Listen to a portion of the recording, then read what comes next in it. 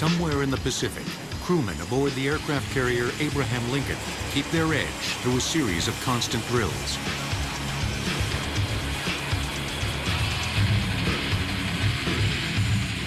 During combat, each of these planes will carry tons of deadly explosives. The Lincoln's vast arsenal of bombs is stored below decks, ready to strike when the order comes. So this is our finished product, the GBU-31 Victor II. Of course, we have the bomb body assembly. We have the strakes, which will actually stabilize the weapon's movement and flight as it heads toward its target. There's a lot of danger involved down here because if we don't do our job right, something very bad could happen to the ship and the crew.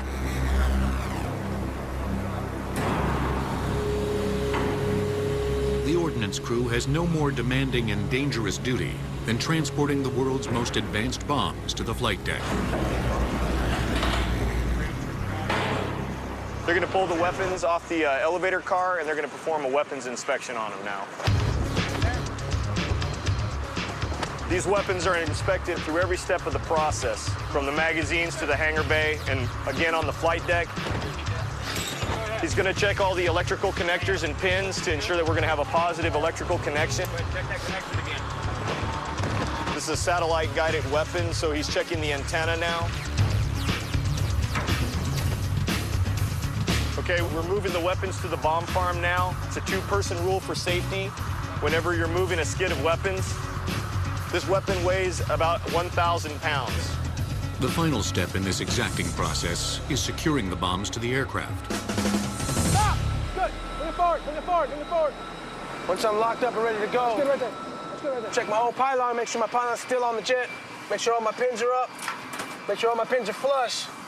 I got a pin back here that's in there. Gotta make sure it's good and on. This cable that he's gonna put on right now makes the aircraft to the GPS system in the bomb. Make sure the bomb knows where it's going. Right before the bomb comes off, it feeds all the systems to it. The pride that comes with wearing the uniform never seems to change.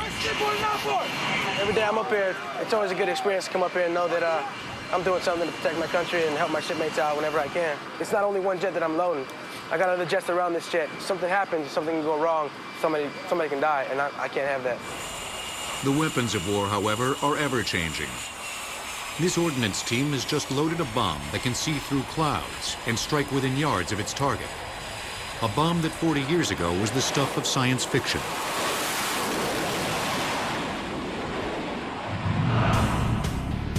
Until the 1960s, all aerial bombs were gravity-driven.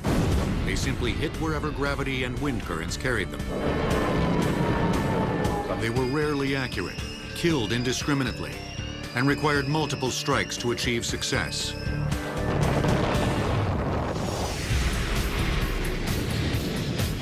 But the modern battlefield is dominated by smaller, more accurate, smart bombs, designed to surgically eliminate military targets. We don't have to drop something down that'll take out an entire city block, because we don't know which part of the block it's going to land in. Now we can put it in a certain building, so now we get to the point where we can put it in the third-story window of a certain building. The Iraq Wars of 1991 and 2003 demonstrated how bombs have evolved into precise, sophisticated weapons. During Operation Desert Storm, the U.S. used 7,400 tons of guided munitions. In Operation Iraqi Freedom, more than 10,000 tons.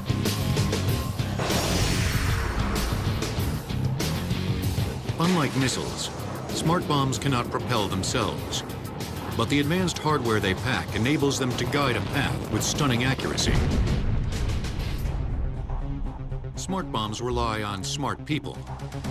A laser-guided bomb depends on either a second aircraft or a soldier on the ground, getting close enough to the target to mark it with a laser. Since the beam reveals the position of those transmitting it, the laser is aimed at the last possible moment.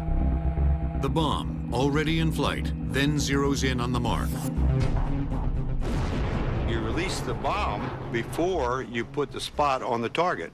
You put the spot on the ground or over on a wall or over on a tree, and then you move it, because it takes a finite amount of time for that weapon to get to the tank. And the tanks sometimes turn around and shoot the laser operator, and he don't like that. Another type of smart bomb, a TV-guided weapon, is steered remotely by a bombardier operating video game-like controls. A TV-guided weapon, when you saw it, as it got closer to the target got bigger and bigger and bigger until it flashed out, because you're seeing the camera moving closer and closer to the target. Although 1990s era smart bombs struck with great precision, they relied on visual identification of targets. Cloud cover or smoke from fires could obscure targets and force the cancellation of bombing missions. No toy on the target. I say again, I can't see the target. In 1991, immediately after Desert Storm, engineers began seeking a solution. They knew the U.S. needed an all-weather smart bomb. It needed JDAM, Joint Direct Attack Munitions. JDAM has been used in combat in Kosovo, Afghanistan, and Iraq, and something on the order of 15,000 JDAMs have been dropped in combat. JDAM converts conventional gravity-driven bombs into smart ones. A tail kit containing a global positioning system and inertial navigation system monitors is attached to existing 500, 1,000, or 2,000-pound free-fall bombs.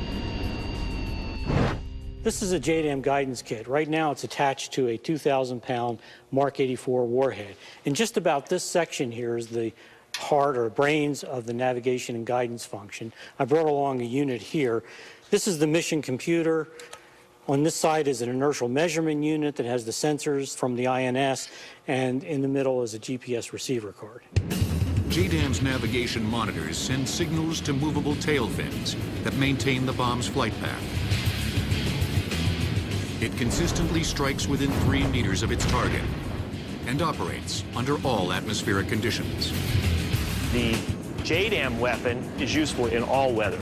So clouds, smoke, it doesn't make any difference. You've launched it from an altitude, you've told it where to go, it will go to that point on the Earth. JDAM was originally designed to take out fixed, high-value targets. But its astonishing accuracy made it a powerful tool against mobile targets deployed near American troops.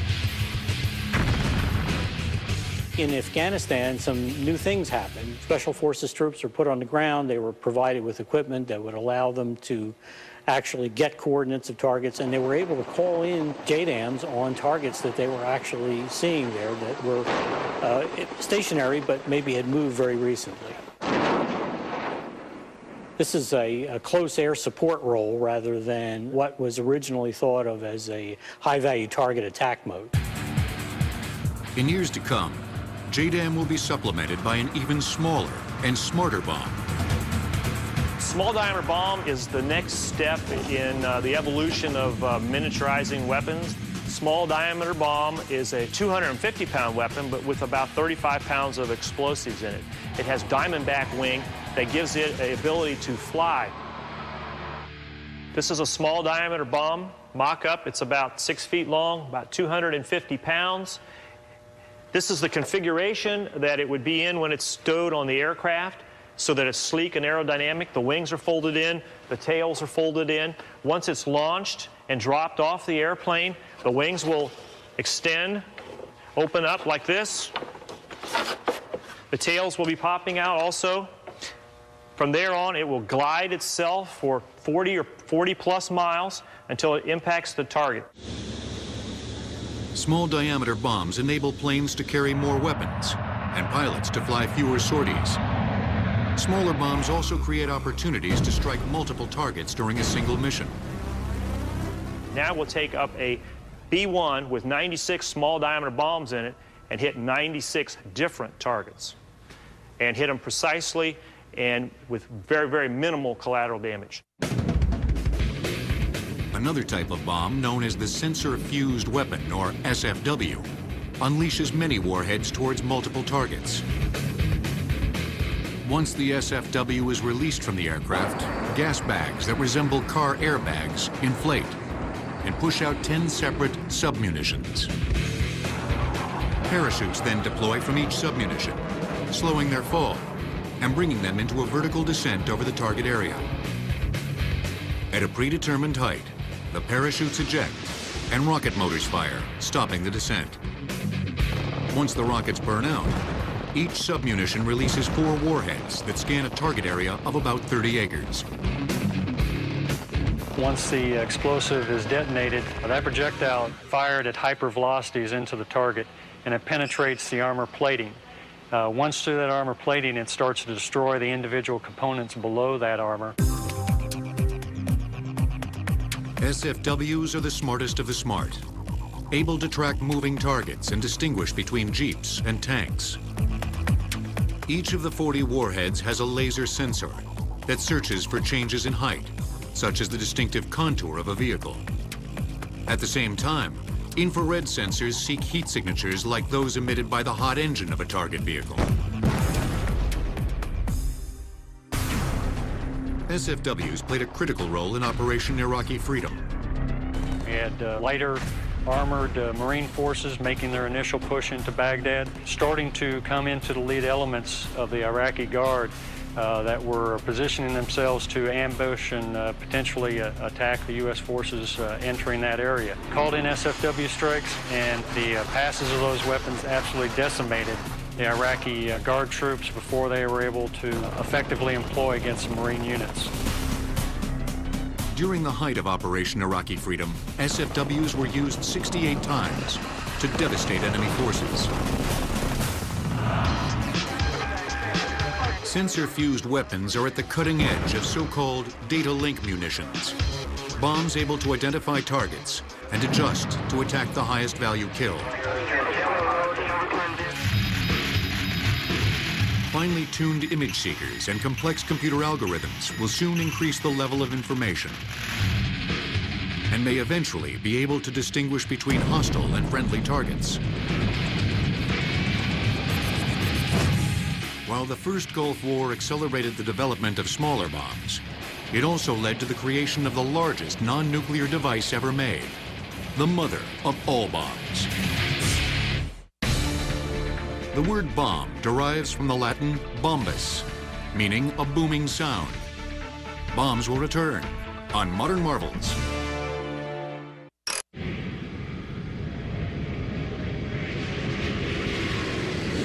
March 11th, 2003, marked a milestone in military history.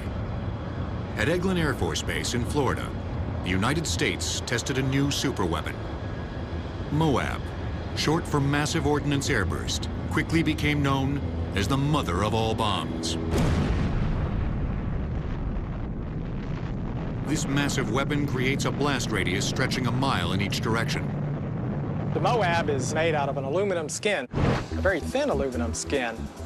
And the reason we did it that way was in order to maximize the blast effect. We did not want the airframe of the bomb to interfere with the development of a blast wave that has the impact to the target. The world's largest non-nuclear weapon, MOAB is over 30 feet long and weighs more than 21,000 pounds. It's no easy task to accurately maneuver such a behemoth through the skies toward its target. Engineers overcame the challenge with a grid fin design that provides great aerodynamic lift. During carriage, these 4 grid fins are folded forward onto the bomb in order that it makes a very compact design for carriage. When the weapon is deployed out the back end of the C-130, the fins are subsequently deployed with aerodynamic assisting in the deployment because the wind is coming from the forward of the bomb.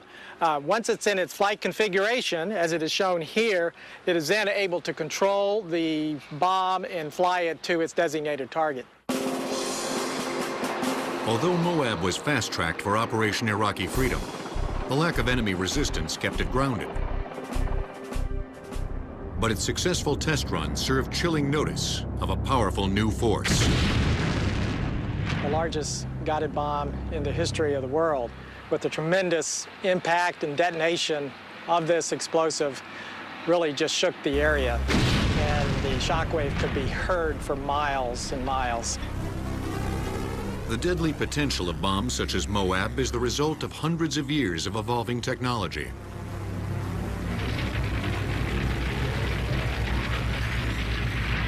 In the 7th century came the invention of Greek fire, a kind of primitive napalm used mainly in ship-to-ship combat. It was a terror weapon of its day. The formula was either never written down or was lost. It was regarded as a great military secret of the time, much as nuclear technology is today. In 12th century Europe, a new substance emerged with one great advantage. It exploded. Black powder, what we know as gunpowder, was believed to have such mysterious powers that some deemed it a tool of the devil. Its mixture of sulfur, charcoal, and saltpeter produced the first true explosive. Of course, the first cannon came along at the time too, and they would fire a simple iron ball.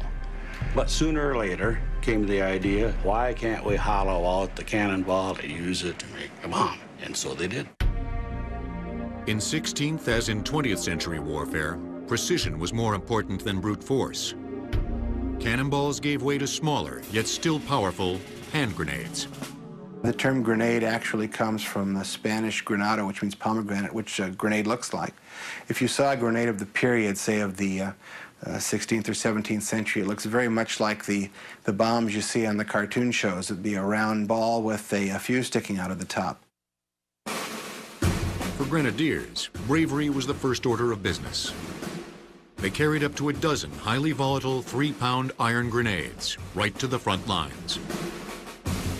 Then they lit the fuses and threw the grenades at the last moment before quickly retreating. Grenadiers are famous because they were brave and they were big. And they were the real shock troops of the day. Grenades used in the American Civil War were detonated by percussion caps, a recent invention that eliminated the reliance on an exposed, delicate flame trailing down a fuse. The percussion system involved a thin metal cap containing black powder or a similar substance that exploded on impact. When detonated, a spark shot into the main charge, igniting it. In 1846, the Italian chemist Ascanio Sobrero invented nitroglycerin, a highly volatile mixture of sulfuric and nitric acids, and glycerin. Simply tapping a jar of nitroglycerin was enough to trigger an explosion. They say it'll go off if you look at it cross-eyed. But it was Alfred Nobel, around 1866, came up with the concept of taking this dreadfully dangerous liquid and infusing it through clay, basically making a solid that could then be packed into a cylinder or into a cardboard sheath and used as an explosive. By stabilizing the nitroglycerin, Nobel had created a far more controllable substance, dynamite. He then modified the percussion cap so that only an electrical charge would ignite it. You can take a stick of dynamite and you could whack it on the table or drive a nail into it or anything of that nature, and chances are it would not go off. TNT is very similar to dynamite, but it's also malleable, enabling it to be molded into bombs of any shape. TNT was developed at the dawn of the 20th century, just in time for it to be used in the bloodiest conflict yet seen in human history. In 1242, the English scientist Roger Bacon wrote the first known recipe for gunpowder. He was so frightened by the danger of this mixture that he disguised the recipe in a nearly indecipherable anagram. Bombs will return on Modern Marvels.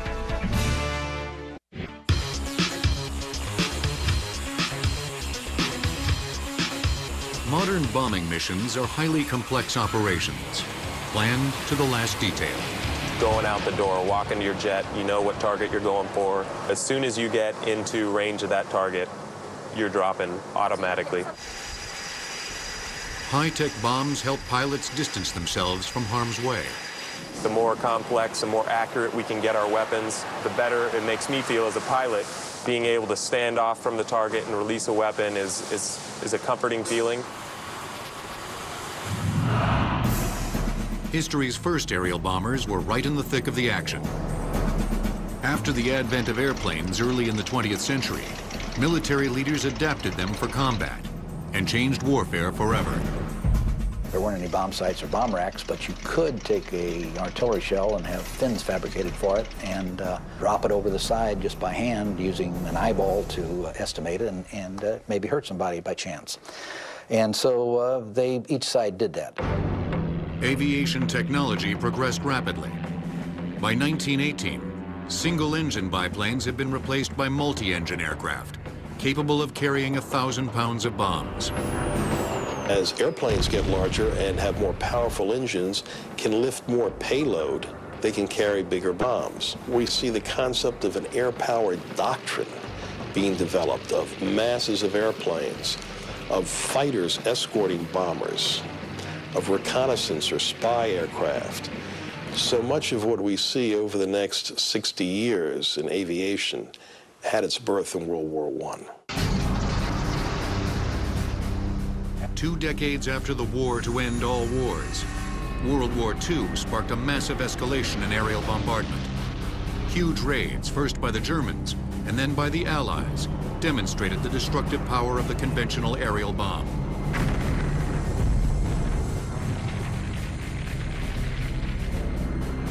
The most devastating raids used incendiaries, bombs filled with gasoline that burst into flames on impact. On a March night in 1945, swarms of Allied bombers turned Tokyo into a raging fireball. The first wave of planes dropped high explosives to blow the roofs off buildings, exposing vulnerable timber. That wood was then ignited by hundreds of planes dropping thousands of incendiaries.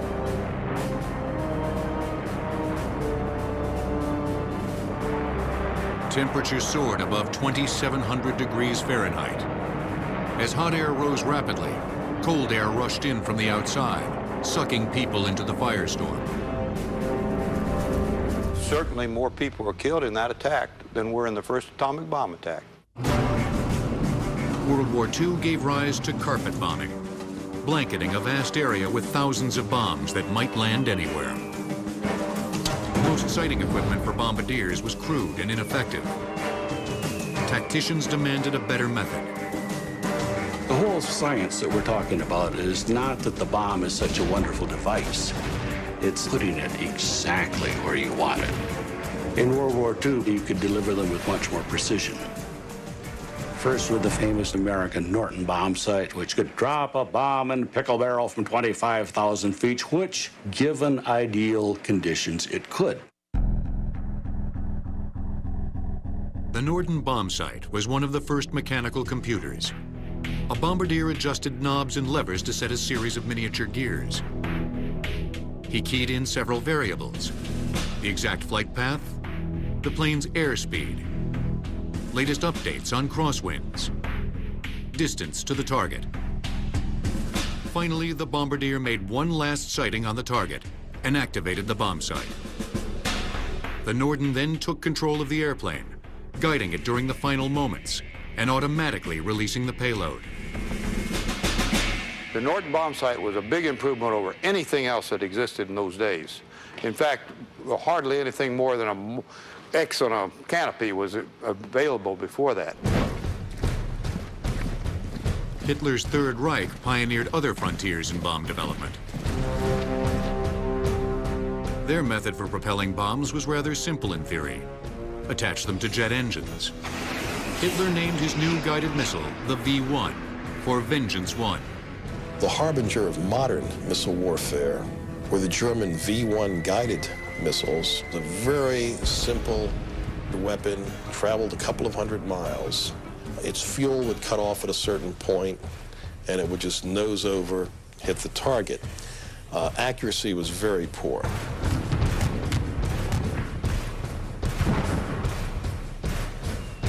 The V-1 program, however, was just part of Germany's plan for ultimate victory. In 1938, German scientists fueled Hitler's dream of world conquest when they discovered nuclear fission. Very quickly, that information spread throughout the scientific community. The moment that information spread, it was immediately realized that this discovery could be used to make a great source of energy or a bomb. By 1942, the threat of Germany producing a nuclear weapon compelled American leaders to take bold action.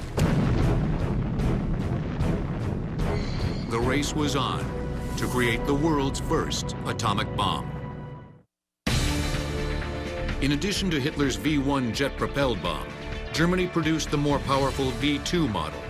It was the world's first ballistic missile and had a range of up to 250 miles. Bombs will return on Modern Marvels. Today, the awesome destructive power of nuclear weapons is a basic fact of life.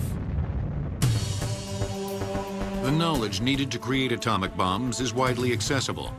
Only the scarcity of nuclear materials limits their proliferation. In the 1930s, only a handful of scientists envisioned the possibilities of nuclear weapons. Nuclear fission requires an extremely dense material, such as uranium or plutonium, which becomes the core of the bomb. The atomic bomb goes off because you have a mass of plutonium struck by a neutron that gives you fission that produces more neutrons, that hits more plutonium, that gives you more fission, releasing more neutrons. That's what they call a chain reaction. And it just goes on until the whole thing blows apart. It takes less than a millionth of a second. Hitler held an early lead in the atomic race destined to redefine the course of history. But he squandered his advantage by threatening his best scientists. The problem was so many of the German scientists were Jewish, and Hitler had no use for Jewish science or Jewish scientists. And so many of them escaped, came to the United States, carried on the idea, and eventually they realized that this could lead to practical results as a controlled explosion, a bomb.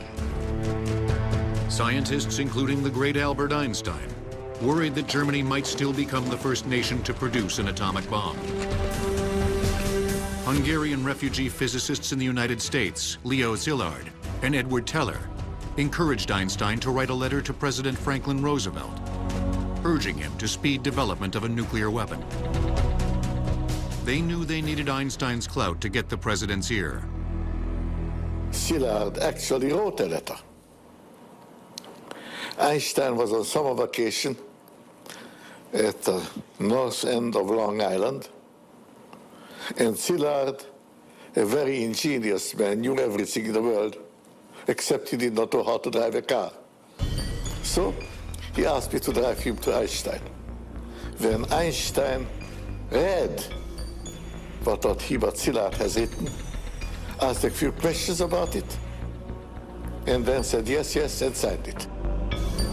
Einstein's urging and the looming threat of an atomic bomb in the hands of the Nazis compelled Roosevelt to take action.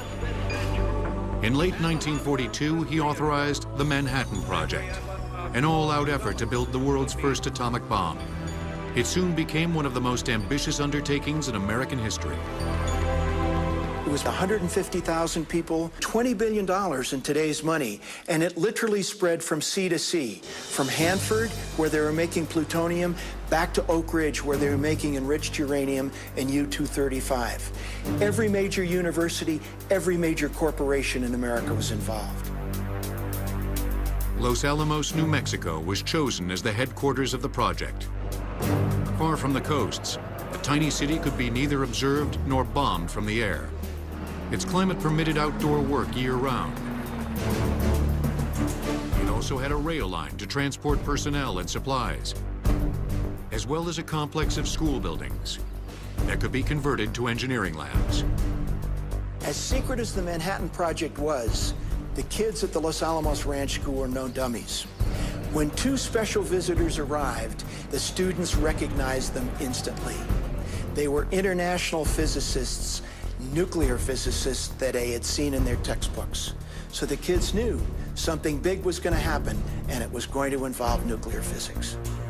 For the next 27 months, scientists raced the clock to create the world's first atomic bomb.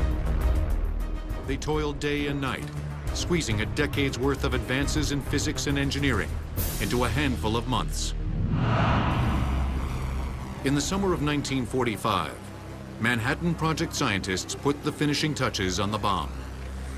On July 16th, in southern New Mexico, engineers prepared to test it. Codenamed the Gadget, it was hoisted atop a huge tower. Some scientists worried that the chain reaction they hoped to trigger would fail to occur. Others feared the opposite, that the explosion would prove so powerful, it would set the atmosphere on fire. A terrific storm, an electrical storm, started early in the morning, and the fear was it would spontaneously somehow detonate the device. The weather cleared just around 5:30. They started the countdown, and history began. I was there, 20 miles away from the explosion. And what I saw was disappointing. Just a little light on the horizon, which slightly grew. And so I tried to look out, aside from the dark glasses and protection. And suddenly, as though in a complete dark room, the curtains would have been raised.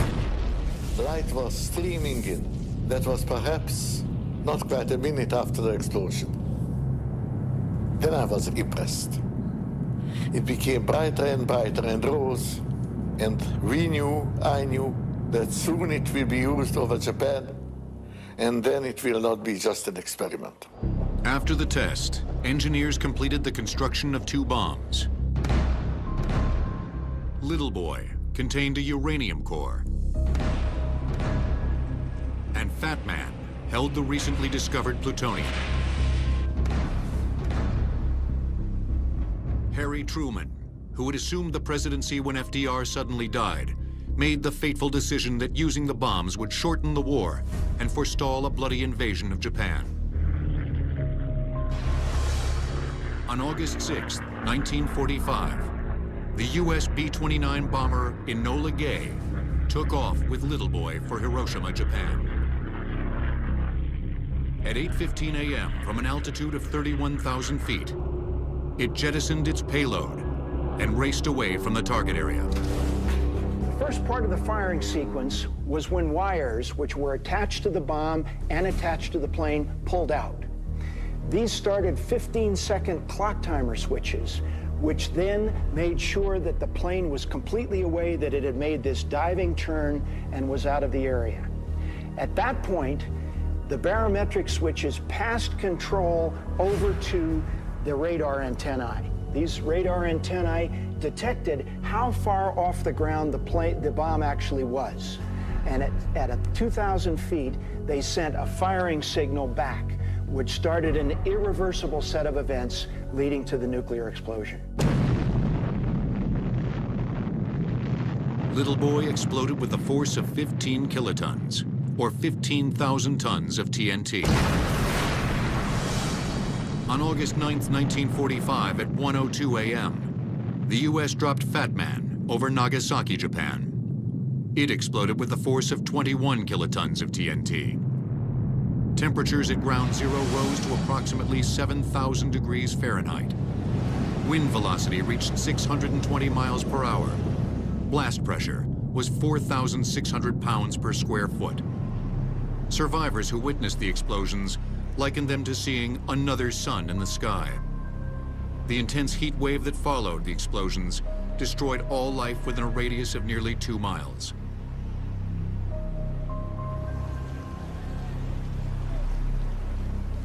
Little Boy and Fat Man killed an estimated 200,000 people. As horrible as it is to say, it was a blessing because the Japanese people were able to surrender then. Their military did not permit them to surrender, wouldn't countenance it, until finally, after the second bomb was dropped, the emperor insisted upon it. 4 years after Hiroshima, in August 1949, the Soviet Union shocked the West by detonating its first atomic weapon. By the end of that year, there were rumors that the Russians were close to producing a fusion or hydrogen bomb, said to be 1,000 times more powerful than the atomic bomb. Fusion is the opposite of fission, whereas fission is splitting apart, splitting a very heavy uranium or plutonium nucleus. With fusion, you're going to the other end of the periodic table of elements, to the very lightest ones, and you are fusing them or squeezing them together, squeezing the nuclei together to make a new compound or a new element. The superheated material expands violently to cool itself, generating the enormous shockwave of a hydrogen blast. In January 1950, President Truman ordered the United States to investigate the possibility of producing hydrogen bombs. Physicist Edward Teller was placed in charge of the program. I worked on it probably longer than anybody else. Certainly earlier than anybody else, knowing what we did. The question arose, shall we now go ahead? Among the people who had enough access in Washington and enough reputation to be listened to, I was the only one who said it can be done and it should be done. Within 3 years, both the US and Russia developed hydrogen bombs. Soon afterwards, both countries adopted the military strategy called MAD, for Mutual Assured Destruction. Each side recognized that any full-scale use of nuclear weapons would decimate both nations.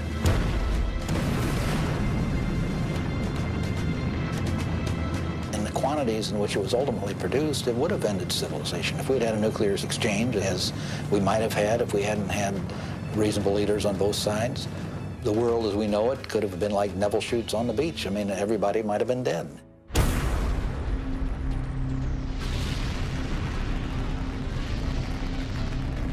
During the Cold War, the overwhelming destructive firepower possessed by the superpowers actually helped avert a nuclear nightmare. But today, new terrors and new tactics have given rise to grave new threats.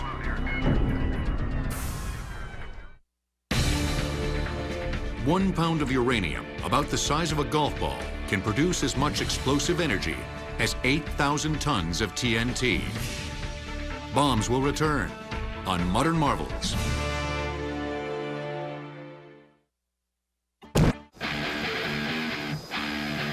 In the 21st century, Los Alamos, birthplace of the atomic bomb, continues to lead the way in American nuclear research.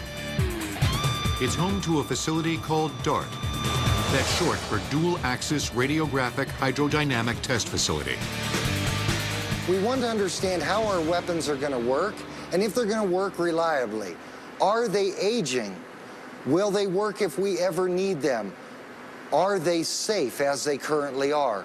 DART is one way that we can run very controlled experiments with non-nuclear materials and understand the data.